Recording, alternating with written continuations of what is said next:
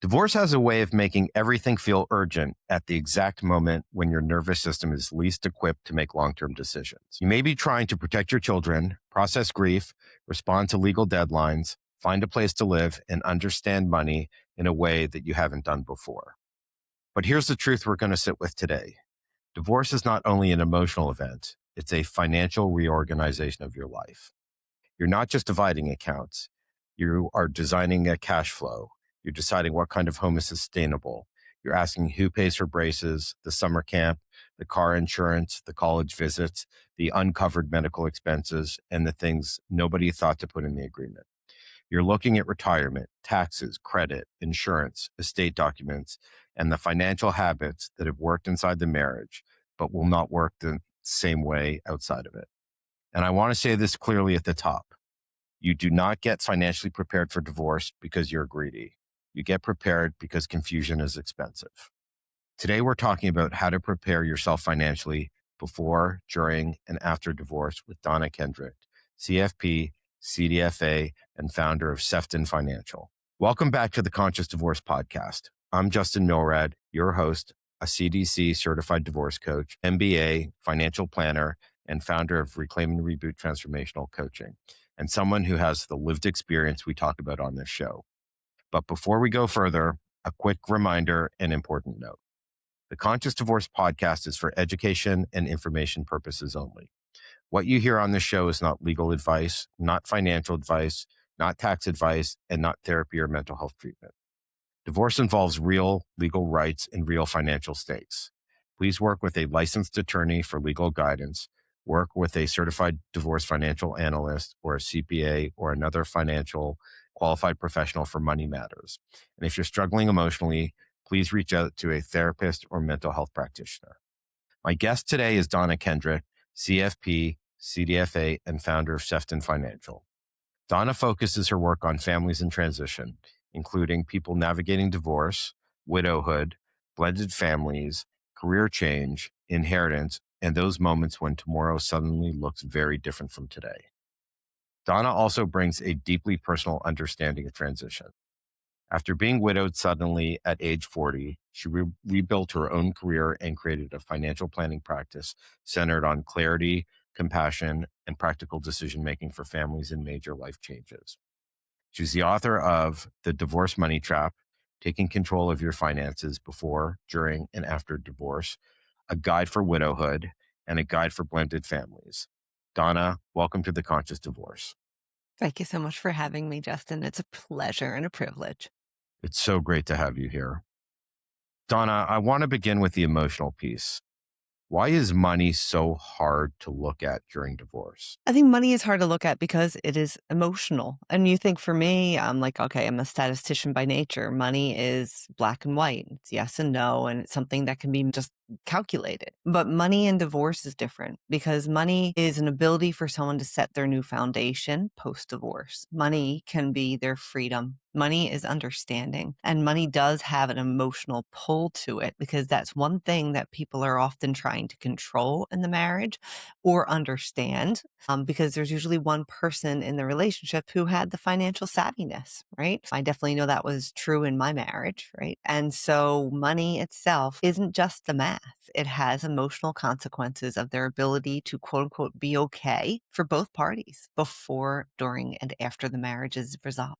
Sure. And it's such an important topic, and it's kind of a third rail because people aren't always comfortable talking about it. And, any major life event, from a death to a divorce to a health issue, money is a major consideration. And on Friday, you may have been very wealthy and well taken care of.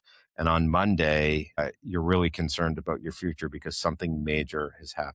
To the point that you're willing to share, can you tell us a little more about your journey? Because I want our listeners to really understand your passion for what you do and why you do it. I'd be happy to, and thank you for the opportunity. Yeah, born and raised in Philadelphia, and my dad's a Philly firefighter, my mom's a stay-at-home mom, and they didn't talk often about money, right? So all I knew is that the extra cash that was hidden in envelopes was in between the winter curtains, and that when dad needed some money, that's where he went to go borrow from the envelopes. That was like my money training as a kid, right? Went to Penn State, majored in statistics, and just loved basically math, right? And how we work with money. Wound up getting married, and I ran the everyday expenses of the house. And my husband at the time asked me to give up my career to follow him abroad. And so we wound up living about 7 years on and off, like a military life, over in Rome, Italy. And I remember asking him, the one thing I asked him to do was, since I'm not going to be earning, we call them yuppies, right? We were both earning exactly the same thing. So it was like, whose career could we step back into at the time? And his career needed him to stay in the government, and mine could probably get stepped back into or recreated. And all I asked him was, go ahead, Greg, just make sure you fully fund your 401k, because now you're saving for both of us. I don't have abilities to fund there. But besides that, that was really the only thing he took care of financially. And I took care of the everyday bills and running things for the kids. And can we afford to move back to the States when we're done living abroad? Things like that. Wound up having the opportunity to move back from abroad to the US and back home to the Philadelphia area in 2013. And about 2 to 3 months after we moved to the Philadelphia area, Greg died suddenly. Yeah, and I wasn't prepared for it at all, right? And the breadwinner, the only person making money in the house, I think I was working part-time there at the school, making like $17,000 a year. That was 2013, so not all that long ago. The breadwinner was gone. And when he's gone, his paycheck is gone the very next minute. But he had also taken his life, and so I had a whole lot of emotional grief going on. At the same time, I'm making these major financial decisions for me and my kids. When I say major, it's more like, wait, we had life insurance. How do I get access to it? Wait, what do you mean? I have to sign the life insurance over to pay for his funeral because I'm broke. I have no cash reserves. Wait, but I need that money to live, right? All the credit cards stopped because I didn't have any assets any credit cards in my name. I had one, American Express, from back when I graduated college, right? And so now I have no access to credit. We have pretty much spent all of our cash reserve because, if you remember, we just moved to the area. Like, we had put all of our money down on the down payment on the house while we were selling a house previous to living here. So bought one, waiting to sell one, not a lot of liquid cash. Breadwinner just left. And I was like, what am I going to do now? Right. And I had to understand Social Security. I needed to understand his pension process. I needed to see where I could get any liquid cash. And I had to lean on my community, my friends. But what I really knew was that I needed to lean on some professionals, the people that could do things that I couldn't do. I need to lean on my estate attorney. I need to lean on my financial planner. And like many, I think they say it's between 70 and 80% of women who are widowed move their financial planners. I did the same. I looked for a widow that I met that was doing okay with her kids and was like, who do you use as a financial planner? And that's how I found my financial planner. She looked like she was doing okay, but he was actually very genuine and very empathetic. And in our book, The Divorce Money Map, we actually have like series of pages of how to interview a financial planner, how to interview an accountant, how to interview an estate attorney, where to take your notes, because I would have loved to have had that back at the time that this was happening. But let's move forward. He kind of told me, all right, you can get by on oodles of noodles and Social Security benefits and your little pension for X amount of time. But if you want to live your life differently, and if you want to start saving for your own retirement, you need to get back to work. And you need to be making X amount of money by X amount of time for the math to work. So have at it, kiddo. So year 2, I was like, oh, I have to recreate myself. Now, my industry had gone away during those 7 years I wasn't in the workplace. I was down to that one credit card, that American Express, that let me carry the years of credit that my husband and I had together since I was the original owner. So I felt like I've got a little life insurance. I have an education. I've got one credit card. What do we do? And so I decided to go back to school to learn to be a financial planner, because that was the one thing that was most impactful for me after Greg left, was my financial planner's ability to slow the roll, teach me more than just the basic budgeting for the family, to teach me about the investing and the impact of taxes and how it would all work. So remember when I told you that Greg just handled the 401k? As a spouse, I never asked him, how are you invested in your 401k? I just knew the money was going from his paychecks. We were abroad during 2008, 2009. What I didn't know is Greg had gotten scared and he had pulled all the money and was sitting in cash in the TSP for the government. So we didn't earn a dime after losing a ton up until that year of 2013. And so this financial planner was educating me from the decisions we made in the past to where we were now. So when it was time to go ahead and flip my career on its head, I wanted to make sure I did something in mission, and I wanted to work with widows, which then ultimately became divorcees, because the grief and making decisions in grief and a spinning world is very, very similar. Which is why I went back and became a CDFA, so that I understood a little bit more of those moving parts in divorce. And that's really where I really started with the zero book of business and just switched my career and really decided to live a life of mission of what helped me the most after the loss of my husband. And now how do I pay it forward?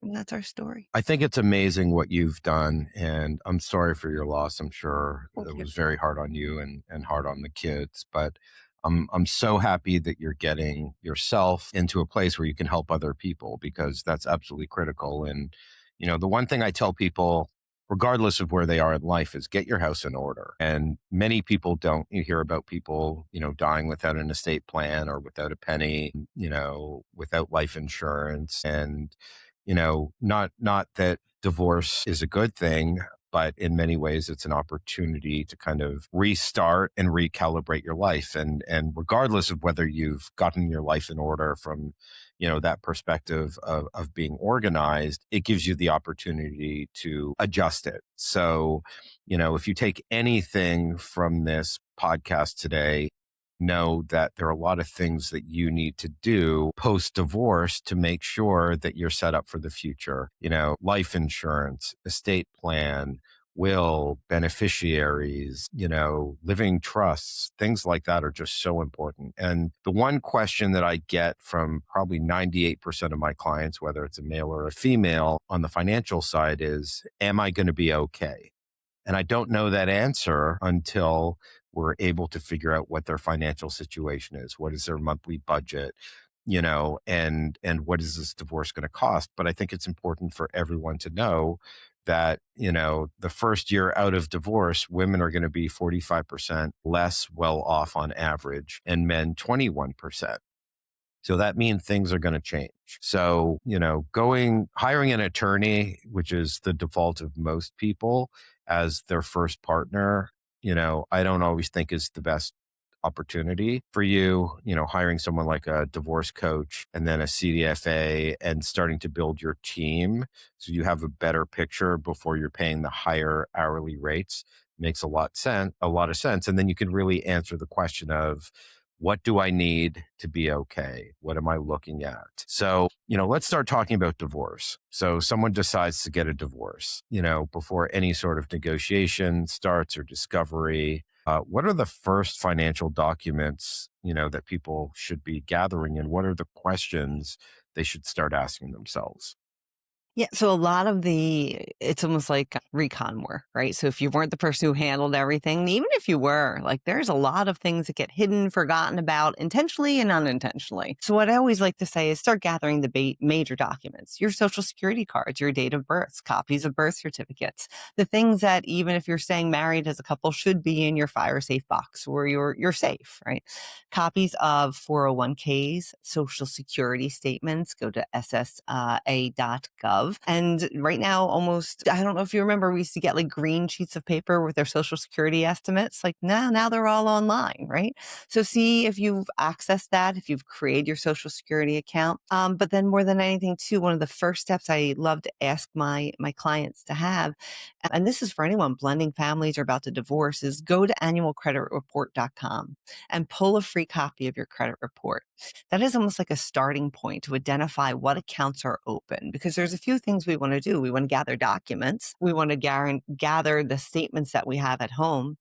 We also want to identify our assets, what we own. We want to identify our liabilities, what we owe.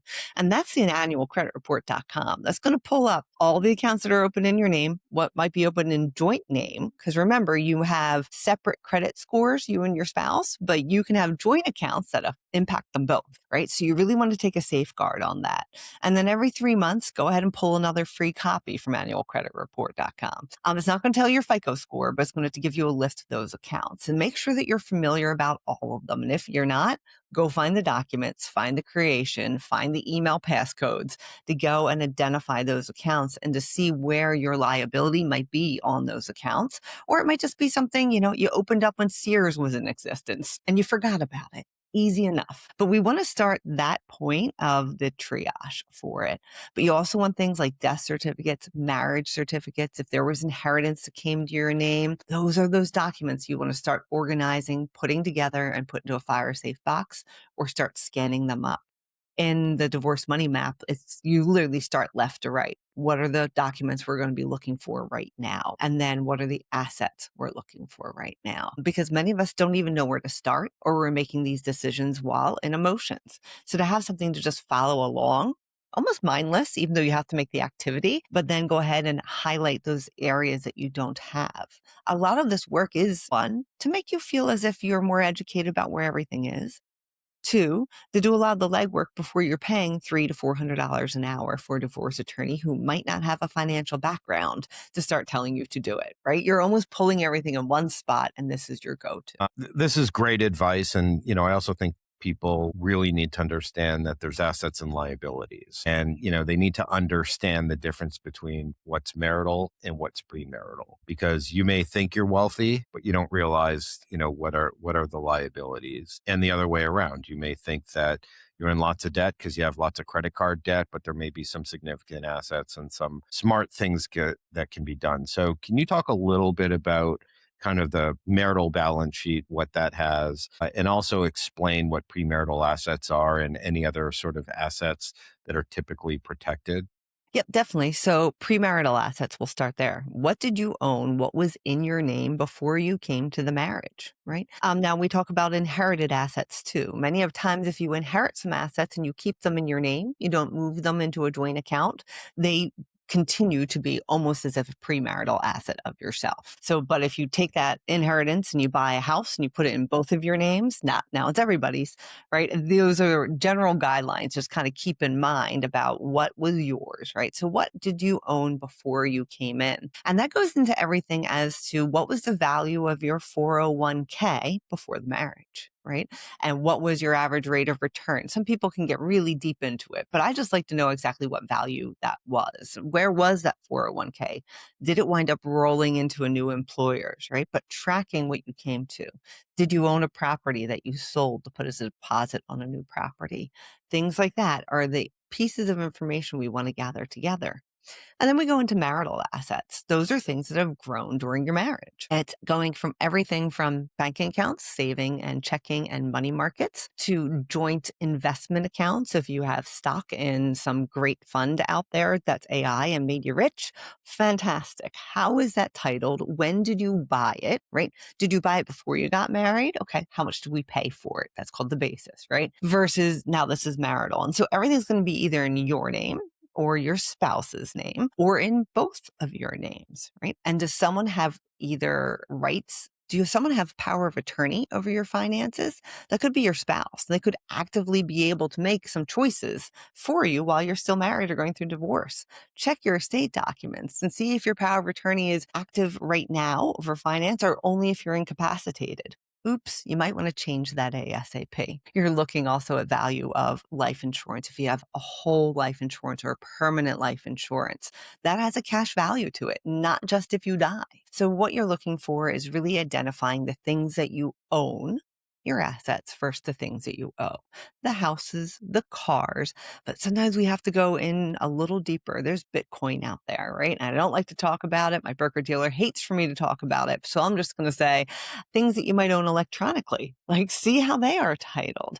Do you have I remember when my late husband died, the deed to the swim pool club in the neighborhood was in his name. And when he passed, I had to go buy it from his estate to get the deed in my name for the swim club.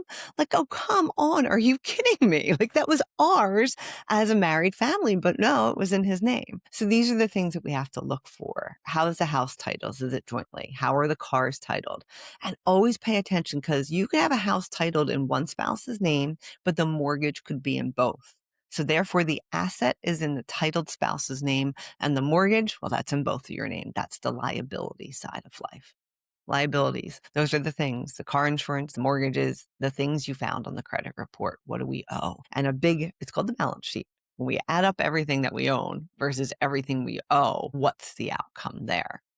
And there's different things called quality of money. Some things are just straight cash. Some things are stocks that have, we call it cost basis, as well as capital gains. Some can be taxed as if it's ordinary income. Some can be taxed a little kinder if you've had them over a year. These are things that even though you could be putting them on a balance sheet, the numbers still aren't truly the same. Some numbers have more strength. Some numbers have compounding growth to it. Those are things we have to be very careful of. And that's why we always say lean into a CDFA, lean into a financial planner, lean in so that the description of each of these quality types of money are added to that asset sheet because it's not always apples to apples. And I think that's a really, really important point. Not all dollars are the same. One thing I want to mention just from a personal standpoint, I had quite a lot of premarital, assets in my name. But what I didn't do was keep good records. I threw, like 5, 6 years, before the divorce, I threw out all my old files because we thought we had the marriage that would last forever. It was the marriage everyone wanted. And I threw away so many things. And, certain companies and organizations only keep records for 7 to 9 years, depending on what they are and what their legal responsibilities are. So with premarital assets, you sometimes have to prove they're premarital, and also an asset can have a combination that's partially premarital and partially marital. So if you can't prove it, sometimes it becomes a lot harder. So don't throw away documents and be very resourceful as to where you search for stuff, old emails, scan files, things like that. Yeah. Really, really, really important. Even in the widowhood situation, right? We are looking at old bank account statements and we're seeing, was there a term policy paid for out of that bank account? That's the only evidence we have that there might be insurance on the back end, right? So even though, like, you're right, we don't want to be hoarders. We don't want to have years and years of documents. What if something happens to us? Someone else has to sort through that. In the world of PDF, at least, though, get the scans, make the files, and have them sitting there. You can still be clean and organized, but have them there. And those important ones, like you said, like what was the value that day, that statement when I bought it? Keep those. Well said. Yeah, no doubt. What about if you're in this situation, you weren't really the controlling spouse of finances, and we know most households there's one person who's in charge of the finances, and you don't have access to those records, and you start panicking. You're like, I need to know what we have. I know we have stuff, but I have no idea what it's worth. What what do you advise an individual, going through that? How do they cope? How do they move forward? How do they get that? Yeah, I mean, and that can be very scary, right? And that can make you feel so vulnerable. And sometimes it even borders on what I like to call financial abuse, right? When someone is withholding that information or withholding funds or emptied out the joint bank account right before they served you with papers, right? How do you go back and prove that? I think a lot of it is one, finding the right financial partner to be with you, whether that's your divorce attorney who can ask for some of that information and discovery. And, they might not get it and they might get it. Like I can't even say. It can be so tough. But I would say no matter what, start going almost like Scooby-Doo when we were younger. Like, I'm starting with this really weird situation and I got to back up, right? And just one, breathe. Two, find yourself some good counseling, right? Because this can be very anxiety ridden and this can become all consuming. And you still have to be a functioning adult most of the time and go to work, even while dealing with a divorce. But then start looking for those clues, just like that example of, okay, well, I do have access to the joint bank account still. Let me go back and see where some of this information was. Do you have a list of old passwords, right? What do you have rights to and what do you not have rights to? You still have rights to a lot of information while you're still married, right? And start collecting that information and start again looking for clues, right? Go through the attic that might have had the 2022 tax documents. Let's go through that. Leaning into the professionals that have helped you along the way, your tax accountant. Yeah, HR, if you work at the same companies, right? But a lot of it is one things I love to lean into when someone's finding that situation is, well, let's just control what you have and let's get that organized first. So yes, we might not know where everything is, but let's make sure we know what you have. And at least that can feel like a little bit of control as to, okay, this is me and this is what I have. I remember my own parents. My mom was a stay-at-home mom, right? So she was like, I have access to like one checking account and that's it. Okay. That was it. But she knew she was married to a firefighter, and she knew that there was someone at pension services that could help her, right? So she leaned into the resources. She knew what she knew about herself. And that's where she started her discovery of all the benefits my dad had, because he knew it. He was just going to wait a while to give it to her because he wanted to make her stressed out, make her feel a little poor, right? And I love my dad, but this is what happened, right? So that she would say yes to a divorce settlement sooner rather than later. Mhm. So talking about the fairness in a settlement, a lot of people enter divorce thinking the goal is a fair split. But you and I both know that fair and workable are not always the same thing, especially in cases where there's what's called equitable division. So how should someone think about that distinction between fair and workable? Workable is money that will work, or assets or liabilities that you have to take with you that will work for you to help you establish your life on the other side. So when everything is settled, if you say yes or no to this asset, does it help it become workable for you in life? One of the big questions people give me is like, you keep saying liquid cash, liquid cash, liquid. What does that mean? And that means cash that you can readily get use of, right? You might have $300,000 in a joint bank account. Wish I did, but you might have that sitting in a joint bank account, and you have a house worth 300,000. On paper, someone say, okay, I'll take the bank account. You go ahead and take that house. Well, the house has taxes to it. The house also needs repair. The house also doesn't have an ATM slot in the front for you to get cash out of when you need to go pay for braces for little Jimmy. These are the things that we have to look about. So the liquid money, the cash in the bank account, for many people can be much more workable than the actual house taking that piece. Well, let's talk about retirement money, 401k. If you're under 59 and a half, there's a lot of extra fees that go to a withdrawal out of those. You're going to pay your taxes to it. You're also going to have a 10% penalty to it. And most likely that's money we need because now we're living on half of what we had before, half of our marital savings, most likely, if it's a fair divorce. But that's money you're going to need to be able to support yourself in the future. So it's pretty much not workable for you to be able to say, I'm going to use that money for a down payment on my new condo.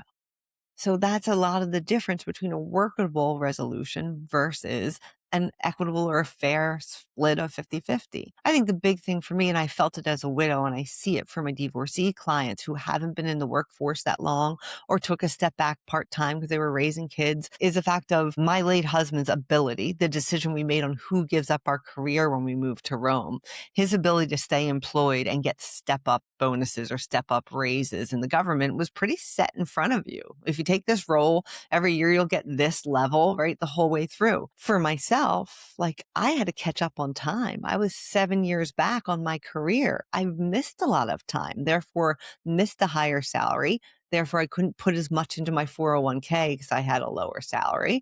Thus, I missed some credits in Social Security. So there should be a little bit of compensation for that because someone else has the ability to earn more in the future. And that has to be recognized.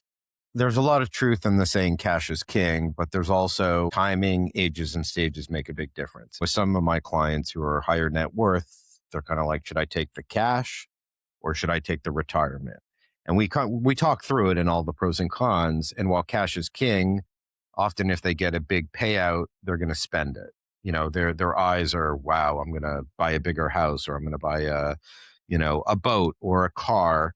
Whereas retirement, we can always say, well, it's not the same. It's not a dollar of retirement isn't the same as a dollar that's already had taxes paid on it.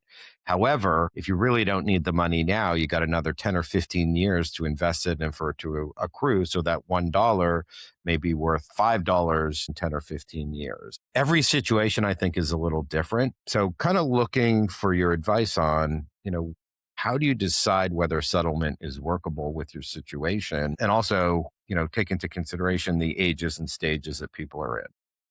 Yeah, I mean, I guess that's it. And that's the value of financial planning. Where are you now? Where do you want to be? And how we're going to get there. So a lot of it is understanding what is your client's goals at the end of the divorce, right? And so it's so hard to think of where do I want to be when you're in the midst of all of, we call it the fog, right? But we do want to say, do you still want to live, for my example, in Philadelphia? Or did you want to move somewhere else? If you have kids, are you allowed to move somewhere else? So you're really understanding what type of life do you want to live on the back end? To say the exact life I'm living right now, yeah, it might be nice, but probably not realistic. Things are going to change. It's two people reestablishing two households, right? So a lot of it is understanding is where do you want to live? Can you work where you're living? Are you okay renting or do you really want to purchase a property? Is that best for you? How many years do you have to save for retirement? Are you in your early 30s, right? Can you take some more risk in those investments to let it grow? Because you have a good 35 years to keep on working until you bump into Medicare, if it's still at 65 at that point in time. These are the things that we want to discuss versus my own mom who had a gray divorce at 76, right? What does that look like? Can she survive on her own Social Security? And is he much older, most likely to pass? And then maybe she can qualify for his as a widow benefit, right? But you can't plan on the other person dying. Not part of the plan. Don't do it, right? Like these are those things. But a lot of it is I want the clients to really understand, especially for some of those moving parts, like the alimony that might not be secured by life insurance. Set up your life so those things that you have to control of, just to our question before of what do you say when you don't have all of the information? Well, you need to know what you have. So I want you to be able to make life decisions on the amount of assets and income that you know you have control of, that's yours. And then if we can have a different lifestyle because we have additional flows of income from the ex-spouse, okay, but don't count on that. Things can go different even after a settlement. And I want them to be very reasonable in where they are and where do they want their life to go. Let's go back to that settlement. Are the resources that you are receiving going to help? Are you the older spouse and you're about to retire? You might want that IRA money, right? And maybe you don't want a house anymore. You're going to live with your mama, going to live in her basement. Awesome, right? She's going to leave the house to you later. You might not need that liquid cash, right? These are the things that we just have to understand what makes our clients tick. And will that money match? Will that settlement match with it? Some of it's negotiation, right? But you really have to understand what do I need to be me and what quality of money will support. I encourage everyone at every stage of adulthood, whether they're married, single, divorced, meet with a CFP professional because it doesn't take a lot of time and effort to do it, but you really plan out your life. And so many people just drift. And when you really have a plan, you can really maximize it because you don't know what life is going to throw at you. God forbid someone could just die, be in an accident, you can get divorced, be, have a terminal illness. You just don't know. So the sooner you can plan and hedge your bets and optimize what you have, the better. And I've seen it. I've seen it on both sides. Yeah. I always tell my clients too that have a plan, like this isn't one and done. Like, yes, we are getting to the point of we are now post divorce, right? This is where we are right now. Where do we want to be in a year, 30 days, 60 days, 90 days? Let's go to that. But then that plan in my mind is a living, breathing document. Life's going to change. Your kids are going to grow up. You might meet somebody else. The plan's going to have to change too. And to lean in on a professional so that you're not always worrying about it. So it's not always that thought that you're trying to control. You've got a professional who's making sure they're making decisions in your best interest and with ethics, helping you along the way. So instead of worrying about it day after day, like set up a quarterly review. Check in once a month. These are the things that you might need to learn those new money habits, especially too if you weren't the one who was savvy in the beginning. Ask for the education or just even say, not my cup of tea. I want to check in on it, but I am asking you to run this for me. That's okay too, right? Like that's fine. We all have our strengths and weaknesses. But I agree with you. The plan is ever changing. But then after a little while post divorce, usually it's about 2 to 3 years, I see my divorcees be like, whew, now I'm ready to dream a little, right? Now I have 2 to 3 years of this new career under my belt. My kids are a little older, right? I'm not living and making decisions just to help them in their grief and empathy and living in the split family, as they call it, right? Now I think I'm ready for a little something different. Well, that's where we go and we make new goals because life changes. Can I lean into one more thing? Yeah. beneficiary designation before, during, and Oh, after. yeah. Where's everything titled? Life insurance, the whole bit. I can't tell you how many widows I have that are like, oh, yeah, he died and his first girlfriend, Fifi, got the life insurance because it was never changed. That's all I'll say. Review, review, review. Have your financial planner review, review, review every year. That's one I will never forget because I saw it hurt someone to the tune of $8 million. So that's a big one. We talked about, at least in the early days, your net worth goes down significantly, in a divorce in many cases. Smart tax planning can really make a difference. Can you talk about things that one should consider while they're in divorce negotiations, such as tax credits and other tax benefits that individuals can think about to ensure that they minimize the tax they have to pay and maximize any sort of investments that can grow tax free? Yeah, and one of the big things to think about is if you are splitting or taking stocks, mutual funds, taxable investments that aren't looped into an IRA, some of those have short term capital gains. You've owned them for less than a year. Some have long term capital gains. That means that you've owned them for over a year, but some have appreciated nicely over the years and some have not. And if you're trying to sell one of those positions and there's a lot of growth in it, you might get hit with some big capital gains. So we're really saying to sit with your financial advisor, to sit with that money manager and say, predict this for me. Which actual stocks do I want to take if I don't need money right now? But if I do, right? And what will that do to my income tax bracket at that point in time if they're short-term capital gains? I think another thing to remember too is you can say, okay, I'm going to take the kids and write them off on my taxes this year. And then maybe you get to write them off next year. And how do those things work? Especially if you have a house with multiple kids, right? So maybe the condition is, okay, the top two kids go to spouse A and the young one goes to spouse B. So they have deductions for a longer basis of time. That's a lot of what you have to look at. And I think a lot of times too, we might share the same accountant when we're doing married filing jointly, right? And it might be time to go find somebody on your own, right? Who can sit there and even before you sign that divorce paper, take a look back at your last few years of your taxes, take a look at the settlement, the statements that support it, the positions, and lean into them and be like, how's this going to hurt me on taxes, right? And am I going to be okay? Right? Because a lot of times too, especially if you're splitting pensions in the future and you are about to go into retirement, a lot of people don't even think that the pensions can be taxable. Some can be, right? So be really careful of that. Yep. Let's talk about the house, because Mhm. it's often the biggest asset that many couples have. And, often they can come to some agreement, and typically it's one spouse takes a house or they sell it and they divide the proceeds. Can you talk about what someone needs to really think about and work through so that they can truly make a good decision so that they're not going to be, so-called house poor?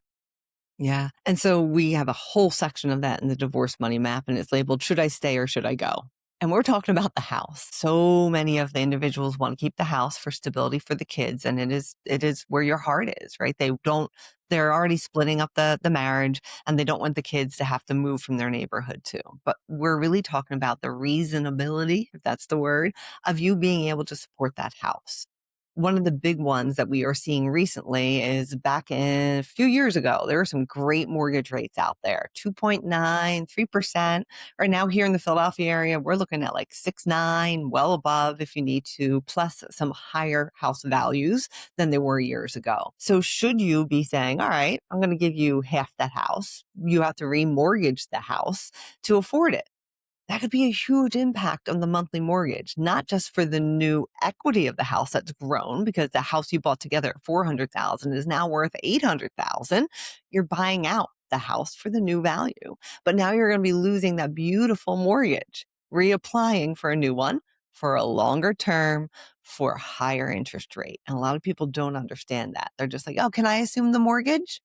Call your mortgage broker, see if you can. But for many of times, that's really not how that negotiation is going to work, where one person just takes over the mortgage. There's usually a cash outlay for a value of the house. Sometimes you can barter with other assets within, which is why you understand what are your assets, what are your liabilities, what can you retitle, what can you give in a taxable way, right? Yeah, be very careful of taking, stock from someone's name into another person's name. Like, careful, like how that all works. This isn't inheritance, it's a divorce. Here we go. But then more than anything, too, let's look at your school.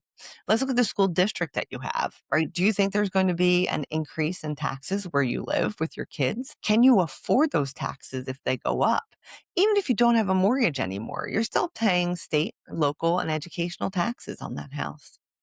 Let's look at the insurances. We've had in the Philadelphia area, there was a suburb of Philadelphia, a tornado, which was unheard of a few years ago. The insurance then went ahead and started raising rates for anyone in this area, even though we're really not in Tornado Alley. We're in Philadelphia, right? But they started raising rates to the point that people had to move providers because they just couldn't afford the insurance on the house anymore. That's going to happen to you.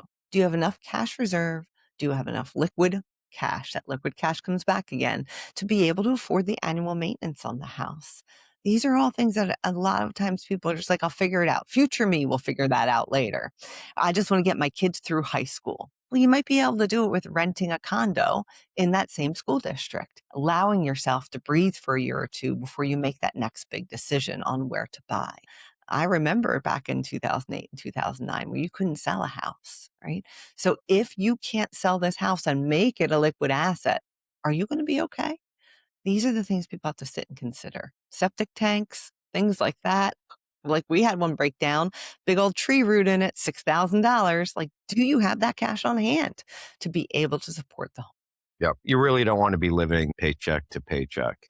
One other point, if you are going into mediation and you're looking to be awarded the house, make that phone call, fill out the application, see if you will qualify for the ability to assume the loan. Because, like Donna said, there's a big difference between paying 3% interest and paying 7% interest. So, Yeah. really, really important. Let's move to One thing can I kids, add? child. Yes, please. Many of times I've seen the divorce settlement stipulation saying, yep, you can stay in the house and we'll settle the value of the house after the kids graduate. If you're in the savvy ability to be able to do that, but you cannot cohabitate in that house. Your boyfriend or girlfriend can't move in. And if you do, it automatically triggers a sale. Be very careful about that wording and that negotiation and that consideration. Let's talk about kids, child support, and hidden parenting costs. Child support is the one thing, that you'll know what you have to pay monthly. But parenting after divorce includes many expenses that aren't always obvious or factored in. Can you talk about some of the expenses that get missed? Yeah. Well, we've got the big one, which is college, right? So a lot of times it's not even entered into a divorce agreement around here, right? And it can be, but many times once that child is 18, they're 18, parent responsibility, all done financially, right? But who's going to be helping that kid pay? If there's a Parent Plus loan, who's going to be co-signing it? And can the dreams that you have for little Johnny come true if no one else is contributing? It's a big thing. I think another thing that I've seen happen with our clients is one parent owns the 529 beneficiary of the child, but they're not checking yearly to make sure that the balances are still there. The funds are then pretty much taken. So you've actually negotiated and assuming that college is taken, but the other parent has actually emptied those funds because truly they own it. They took a tax consequence on it. And there really is no 529 for little Johnny. So that's a big part of it. Let's move down from college. You have things like braces, sleepaway baseball camp, their first car, insurance for them on your household when they learn to drive. Because now, even though it's just that little kid driving at 16, they could probably drive any of the cars in your house if you have more than one. And so you're insuring him for all of those houses, right? These are the things that you have to negotiate, or I say put a slush fund together in this divorce compromise, right? To say, well, who's paying for this and who's not? I had clients that would fight over when did the bill come in on your visitation or on mine? And that's how they decided to split the bills, right? But what if it's private schooling? What if little Johnny got kicked out of public school? Now we have to pay for private. How are we going to do that? It's hard. There's often ambiguous language in the settlement agreement, such as, parents will share reasonable expenses. Well, we all know that the definition of reasonable may be very different, especially if it's contentious. So I advise parents really work with your attorneys to put some stronger words in there, maybe some caps, maybe if you disagree on things, ways to address that. And definitely work with someone like Donna who can help you understand what are the real expenses and what are the things I'm thinking about and the things I'm not thinking about so you don't miss it. Because often that's when the co parenting fights happen. You're divorced, life moves on. And then one parent contacts the other parent and says, "Oh, our child is going to university at University of Texas and it's $100,000 a year, for the next 4 years. So I'm going to need $200,000." And that other parent was never expecting it, wasn't included in the conversations. And that's when things can get ugly. So to the point that you can avoid and answer these questions in advance or create some sort of mechanism to address at the time, you'll be a much happier co-parent. Agreed. And it also keeps the kids out of the fighting. Yeah. I remember after my parents divorced, my mom would actually write a note to my dad and pin it to my shirt. And I'd climb into my dad's car and he would reach over and take the note. And then coming back, he would pin one back to me. And I was like, oh my God, I'm like a carrier You're the pigeon here. messenger. I was. No text messages back then. I'm a little old, but go ahead. Let's talk about retirement, things like pensions, quadros, 401ks, any sort of long-term security. In a divorce, what are some of the areas that individuals can make expensive mistakes? I'm going to use again my parents as a good example. I think people always remember things from stories. So my mom, when she negotiated the divorce, did not take any of my dad's firefighter pension. Now we have to remember in Philadelphia, the firefighter pension, they do not contribute to Social Security. So therefore, she didn't have a spouse that she was married to over 10 years accruing any Social Security credit. So she has no Social Security because she was a stay-at-home mom in the future. She waived the pension in exchange for alimony. Part of his paycheck, she looked at it as year after year. But what she didn't know is that if she got remarried, the alimony went away. No one. I don't know if she wasn't listening or no one told her, but she left the pension aside, which had the ability to continue growing, be a guaranteed source of fixed income. There's now no Social Security. She takes alimony. And guess how quickly she got married after the stamp of the divorce? 3 months. So she pretty much negotiated away her rights to that 25-year marriage and the assets within it for the house. She wanted to keep the house and for alimony. So now we have to think about this. Things have gotten much more clear, transparent, and the laws are very easily disclosed. Let's look at the disclosure we even had to say for this podcast. So I'm happy about that. So something like what happened to my mom hopefully wouldn't happen again. But we talk about quadros. So just remember, quadro is almost like the order from the divorce for the 401k or the IRA to split. Let's call it that. And so sometimes you have to wait for a quadro to be processed, right? So remember, once this divorce settles, it's not like a magic wand comes down and poof, everything's divided in half. There's a process to it, and the quadro is one of those processes to it. I always encourage divorcees to lean into if they could actually take a distribution before the quadro gets put in place. Sometimes there's some leniency on taxes to take a distribution out prior to that. Always ask the plan administrator if that's something that you can do moving forward. The plan administrator is the person who writes the rules or implements the 401k at someone's work site.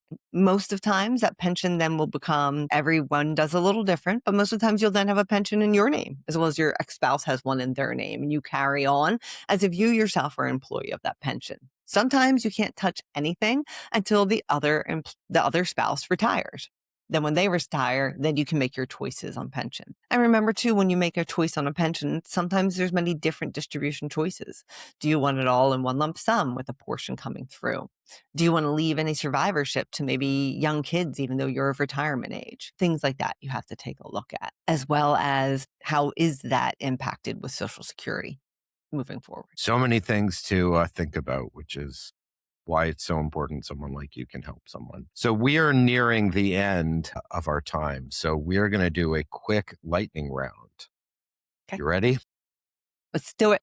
All right. What's one financial document everyone should find today if they're about to focus on getting ready for their divorce? I say 2 years of taxes. Fantastic. One mistake that costs people the most. Keeping the house. One question to ask before keeping the house. Can I afford it? One overlooked retirement issue. One overlooked retirement issue, the difference between tax deferred and tax free money. One message for someone scared to look at their finances. Just get organized. Just start getting organized, and you will feel more in control just with that. It's the first part. Gathering your documents, starting to get organized on your own. Yep. And that's the note I want to end on. Financial clarity is not about winning the divorce.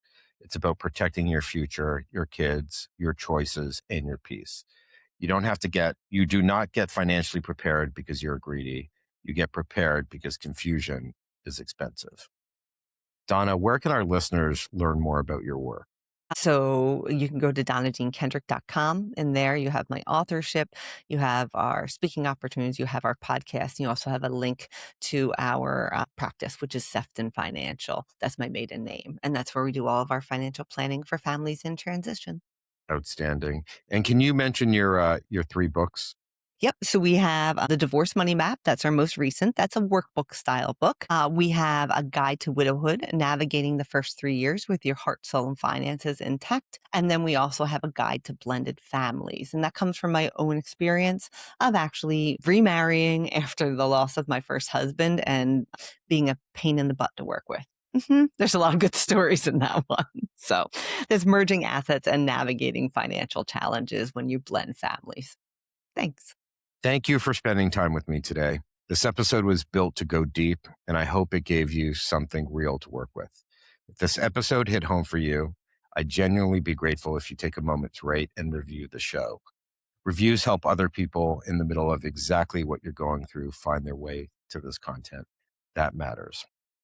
Share this episode with someone who's stuck in one of the rabbit holes. You might not know how to help them, but let this episode help do it for you. And if you want to go deeper on any of what we covered today, come find me at www.reclaimandreboot.me. I offer a free 30-minute consultation for people who are ready to get strategic about their divorce and their recovery. No pressure, no pitch, just a real conversation about where you are and what might actually help.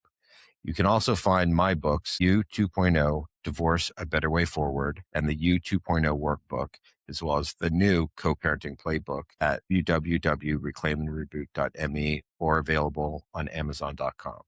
They're built to walk alongside you through exactly the kind of stuff we talked about today.